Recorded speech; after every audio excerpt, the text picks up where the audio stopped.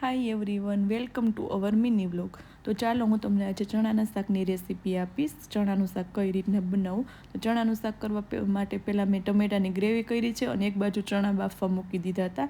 બે એકહારે થઈ ગયું તો પછી મેં વઘારની તૈયારી કરી.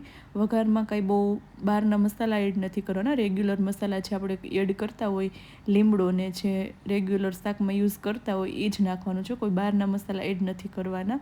મસાલા બધા એડ કરીને પછી એમાં છે ને પહેલાં ટમેટાની ગ્રેવી કરી છે ને એ એડ કરવાની છે.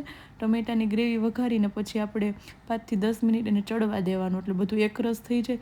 એકરસ થઈ જાય ને પછી આપણે છે ને એમાં ચણા નાખવાના. ચણાને પણ 2-5 મિનિટ ઉકળવા દેવાના છે અને પછી એમાં છે ને સેજ ચણાનો લોટ નાખવાનો, એટલે ટેસ્ટ બહુ સારો આવશે અને ખાવાની પણ મજા આવશે. ચણાનું શાક થઈ ગયા પછી મેં સાઈડમાં એક બાજુ ભાત પણ બાફવા મૂકી દીધા હતા. એ પણ બનીને રેડી થઈ ગયા છે, તો તમે જોઈ શકો છો. અને ત્યાર પછી આપણે દાળના વઘારની પણ તૈયારી કરી લીધી છે. દાળ પણ આપણે આજ તડકા દાળ કરવાની છે, એ પણ સિમ્પલ રીતના જ કરવાની છે. મસાલા બહુ નહીં નાખવાના. તેલ મૂકી દીધું છે, એમાં બેઝિક મસાલા બધા નાખી દીધા છે અને વધારાને એમાં કસૂરી મેથી એડ કરવાની, એનો ટેસ્ટ બહુ સારો આવશે. તડકા દાળ કરવી ને તો કસૂરી મેથી નાખીને તો ટેસ્ટ બહુ સારો આવે.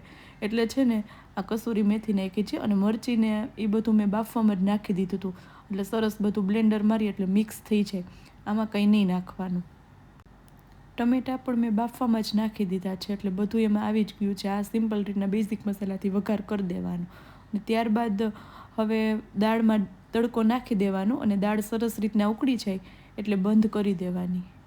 હવે મેં ફટાફટી રોટલીનો લોટ બાંધી લીધો છે અને રોટલી કરીને અમે જમવા બેસી ગયા છીએ.